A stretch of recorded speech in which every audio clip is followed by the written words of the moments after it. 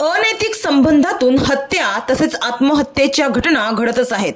प्रियकर आणि प्रेयसीच्या वादातून खुनाच्याही घटना समोर येत आहेत। त्यातच आता पालघर जिल्ह्यातून एक भयानक घटना समोर आली आहे। वसई तालुक्यातील नालासोपारा रेल्वे स्थानकाच्या पूर्वेकडील संतोष भवन येथे राहणाऱ्या सपना जितेंद्र वाकोडे वय वर्ष 40 या महिलेचे पालघर तालुक्यातील मुंबई अहमदाबाद महामार्गावरील हालोली गावातील कातकरी पाड्यात राहणाऱ्या 32 वर्षीय मुकेश राजेंद्र निर्धा याच्या सोबत गेल्या 8 वर्षापासून प्रेम संबंध होते।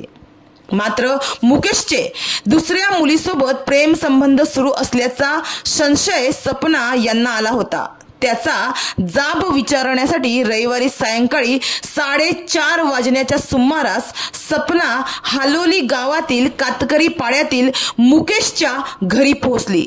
यावेळी घरात असलेल्या मुकेश सोबत तिचा जोरदार वाद झाला। तू मला फसवले आहेस, तुझ्या विरुद्ध पोलीस ठाण्यात तक्रार करते अशी धमकी तिने मुकेशला दिली। यावेळी दोघांमध्ये वाद झाला। हा वाद इतका विकोपाला गेला की या दरम्यान मुकेशने सपना हिला शिवीगाळ आणि धक्काबुक्की करीत तिला घराच्या बाहेर अंगणात काढले।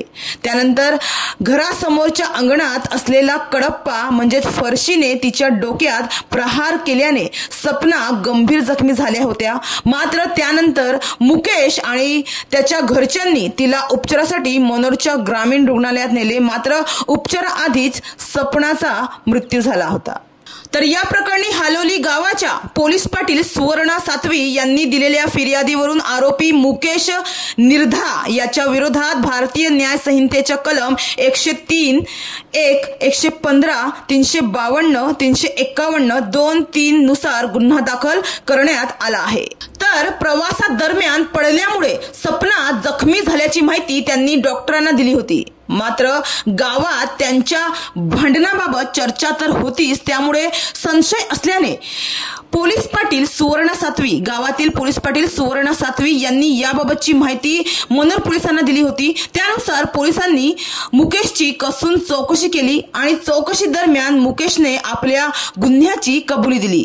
तर आरोपी मुकेशला अटक करण्यात आली असून सोमवारी 17 फेब्रुवारी रोजी दुपारी त्याला न्यायालयात हजर करण्यात आले होते। त्यावेळी त्याला 3 दिवसांची पोलीस कोठडी सुनावण्यात आली आहे।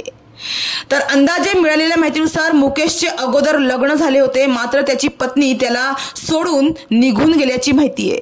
त्याचे सपना या 40 वर्षीय महिलेसोबत प्रेम संबंध होते। मात्र त्यांच्या प्रेमाचा अंत अशा प्रकारे झाला आहे।